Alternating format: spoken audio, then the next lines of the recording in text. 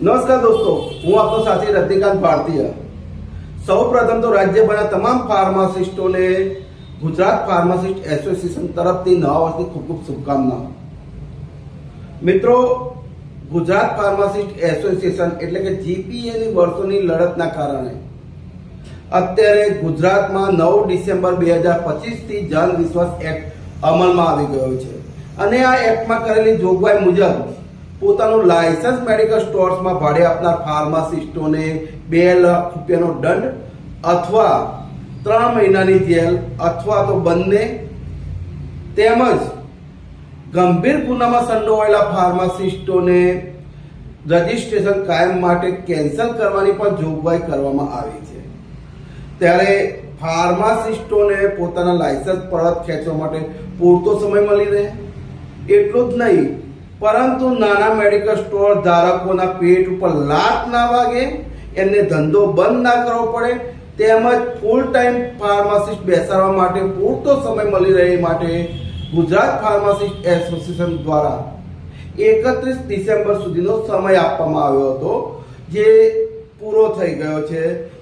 ત્યારે અમુક ફાર્માસિસ્ટોએ પોતાના લાયસન્સ પરત ખેંચી લીધા છે, કેટલાક કેમિસ્ટ મિત્રોએ ફૂલ ટાઈમ ફાર્માસિસ્ટો બેસાડી દીધા છે, પરંતુ હજુ પણ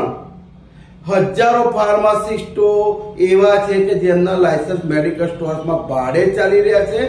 અને જીપીએને ચેલેન્જ કરી રહ્યા છે કે થાય એ કરી લો, અમે લાયસન્સ પરત નથી ખેંચવાના। ત્યારે આવા ફાર્માસિસ્ટોને સબક શીખવાડવા તેમજ જીપીએ સાથે વર્ષોથી જોડાઈ અને લડતમાં સાથ આપનાર ફાર્માસિસ્ટો કે જેઓ પોતાના મેડિકલ સ્ટોર ધરાવે છે, એમની આજુબાજુ ગેરકાયદેસર મેડિકલ સ્ટોર્સની હાટડીઓ બંધ કરવા માટે જીપીએ દ્વારા અંદાજિત 400 ફાર્માસિસ્ટો પાસેથી એમના વિસ્તારના ગેરકાયદેસર ચાલતા મેડિકલ સ્ટોર્સની યાદી મંગાવી હતી, જે યાદી અમને મળી ગઈ છે। જે મુજબ અંદાજિત 2000 જેટલા મેડિકલ સ્ટોર્સની યાદી આપણને સાંપડેલ છે અને આ તમામ મેડિકલ સ્ટોર્સ બંધ કરવા માટે જીપીએ દ્વારા રાજ્યભરની ફૂડ એન્ડ ડ્રગ વિભાગની કચેરીઓમાં ફરિયાદ આપવામાં આવશે, તેમજ આ મેડિકલ સ્ટોર્સમાં પોતાનું લાયસન્સ ભાડે આપી અને જન વિશ્વાસ એક્ટ અમલમાં હોવા છતાં પણ ઓવર કોન્ફિડન્સમાં રાખતા ફાર્માસિસ્ટોને સબક શીખવાડવા એમના નામ 2 લાખ રૂપિયા દંડ કરવાની ભલામણ સાથે ફાર્મસી કાઉન્સિલમાં મોકલવામાં આવશે।